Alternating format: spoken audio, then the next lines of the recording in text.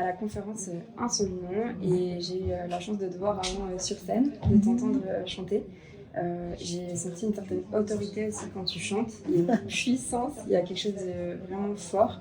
D'où est-ce que ça te vient? C'est quelque chose que je pense qui est inné. Je pense que je ne suis pas quelqu'un qui est toujours à tout bout de champ en train de lyncher, mais j'ai ce sentiment quand je m'approche, mon attachement à Dieu, c'est vraiment sa force. C'est-à-dire, c'est la capacité, sa toute potence que j'aime. Le fait qu'il soit capable d'aller au-delà de nos vies, de nos pensées. Et j'aime.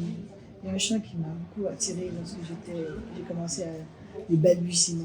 Et moi, je chanterai ta force. C'est resté un ancrage dans ma vie. J'aime bien l'idée de me savoir investi de cette force, investi de cette grâce qu'il a donnée, qui est sa force. Et de pouvoir prendre cette autorité selon nos circonstances. Oui, de prendre. Oui. Est-ce que toi, tu as des moments, des témoignages de ça que tu as vécu? Oui, tout à fait. Beaucoup de témoignages. Par quel commencer? Alors, est-ce que... Mais surtout un Dieu qui nous entend et qui nous donne toujours selon son bon escient, ce qu'on crie. J'ai crié à l'Éternel et il m'a répondu.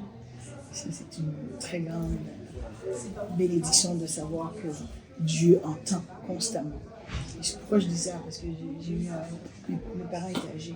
Et il y a un moment où, toute petite, quand j'ai réalisé que mon père et moi, on avait 50 ans de différence, je me suis accrochée à l'idée de les garder le plus longtemps possible. Et c'était devenu ma bataille. Et un jour, bien sûr, en disant bataille, il y a des peurs aussi, des angoisses. Il se faisait vieux, mais il n'avait jamais été malade. Et j'avais reçu une promesse du Seigneur qu'une maladie viendrait et qu'il l'entraînerait jusqu'à sa mort, mais que Dieu avait choisi de lui donner prolongation. Imaginez-vous que Dieu m'a rappelé de cette promesse qui a été faite 7 ans avant, que j'avais activée sans comprendre. Parce que je crois que les choses que Dieu nous donne, ça prend quelque chose pour dire, ok, je m'accroche. Pour moi, c'est ça une activation. Ce jour-là, je l'avais non seulement déclaré à mon père, mais je l'avais littéralement fait comme un décret que Dieu allait faire ça. Et c'est vrai, 7 ans après, et, papa est tombé dans un coma profond. J'étais ici en France lorsqu'on m'a appelé pour me dire qu'il ne répondait plus, qu'il était dans un profond coma. Et dans l'avion, cette pensée m'est revenue comme un souvenir lointain. Une voix me dit, est-ce qui sait si ce n'est pas un jour comme celui-ci, Dieu donne prolongation. Et ce mot uniquement a fait tout un dégât. Mon père s'est réveillé. Quand je suis arrivée, j'ai prié quelques heures. Je n'ai pas surtout prié, j'ai surtout chanté.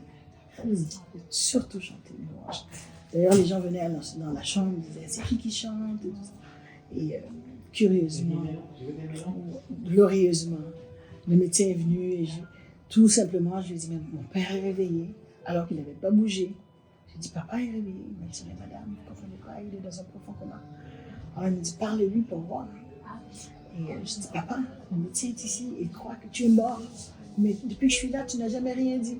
Alors moi, je veux que tu lui parles parce que je suis sûre que je t'entends. J'avais l'impression de l'entendre dans son souffle. Et imagine, il a bâillé très fort, très longuement. Et il m'a dit, qu'est-ce qu'il y a, ma fille? Et ça lui a valu 5 ans d'existence avec moi. Quelle gloire, non? Merci pour ce partage, gloire à Dieu. En fait, c'est tellement puissant parce que ça montre aussi qu'on peut proclamer la vie et que la langue a le pouvoir de vie et de mort. Et l'autorité de la vie de Jésus. C'est pas uniquement nous, notre force, c'est vraiment, il a été donné la domination sur la mort. C'est le prince de la vie. C'est tellement puissant. Et à travers la louange aussi, il paraît que notre cerveau peut soit être dans la peur, soit être dans la gratitude, mais pas dans les deux en même temps. C'est vrai? Il paraît ça. D'accord. Alors, quand on choisit de louer, en fait, on choisit d'être dans la gratitude. Donc, automatiquement, l'amour parfait bannit la crainte. C'est vrai, ça. C'est vrai. C'est vraiment ça. Wow. J'aime bien cette idée. Et ça, je crois que la louange, c'est une puissance que Ouais, tu dois expérimenter tout le temps. Vraiment, on expérimente de toutes les manières, partout et même. Lorsqu'on s'y attend même pas, je suis en train de chanter. Imaginez-vous qu'il m'arrive fréquemment, même dans mes tristes moments, de me réveiller avec un chant. C'est comme si je porte plus ou moins attention, je vais le garder toute la journée. Mais il y a un chant qui chuchote dans mon oreille ou dans mon cœur, et c'est toujours un chant de reconnaissance. Vraiment. Ça peut être un chant de consécration. Et souvent, je me dis, tiens, le Saint-Esprit veut me dire quelque chose. Est-ce qu'il parle à tout le monde? Quel message tu donnerais pour quelqu'un qui ne connaît pas Jésus ou qui n'a pas expérimenté cette puissance de l'amour de Jésus et cette gratitude? Moi, je me dis qu'on est formaté pour le connaître un jour ou l'autre, ou de le rencontrer un jour ou l'autre. Et la bonne nouvelle, c'est que le Seigneur lui-même nous cherche. Il tient à ce qu'on retrouve cette communion. Alors moi, c'est de porter attention, de laisser notre cœur aussi le désirer. Parce que parfois, on a des choix dans la vie. On se lève, on fait des choix. On se lève, on choisit d'aller ou de faire, même nos raisonnements. Et je me dis, il y a quelque part une ouverture, même dans une journée, même dans une saison, Dieu va nous appeler. Et je pense que l'idée, c'est de rester alerte, de désirer ce cœur, désirer ce moment. Moi, je l'ai invité pour la première fois dans ma vie et je lui ai demandé, est-ce que tu m'aimes vraiment? Vraiment, vraiment.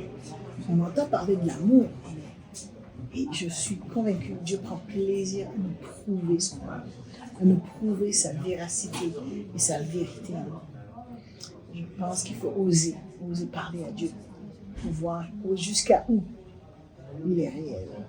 Est-ce que tu as aussi l'impression qu'il y a des dimensions de l'amour de Dieu que tu as pu expérimenter quand tu as atteint un palier, tu arrives à un autre palier et encore une autre? Je pense que ça peut nous arriver plusieurs fois dans une saison parce que des fois c'est dans les petites choses de la vie. C'est pas tout le grand power et ça existe vraiment. Mais de voir que la fidélité, la constance de Dieu, parfois on a l'impression que je ne le sens pas trop bien. Mais des fois ça part de nous-mêmes, là où on se positionne dans notre cœur, dans nos pensées. Est-ce qu'on a une pensée renouvelée dans la grâce, renouvelée dans la gratitude, renouvelée dans un sentiment d'attachement, de rester avec lui? Honnêtement, ça m'est souvent arrivé de me sentir déconnecté de ma réalité. Surtout quand on est fatigué, on passe par des phases difficiles, la ménopause. On arrive, mais c'est même pas des hormones. Et c'est complexe parfois. Et moi, je dis que même dans ces moments-là, le Seigneur est là. Dieu est capable de se prouver par lui-même. C'est vrai qu'on m'a dit de prêcher en tout temps, de parler de lui, mais il nous parle constamment dans notre esprit. Si on fait un petit peu de silence, il parle. Des fois, c'est ça. Il faut juste écouter. Écoutez. Merci beaucoup, Mathilde.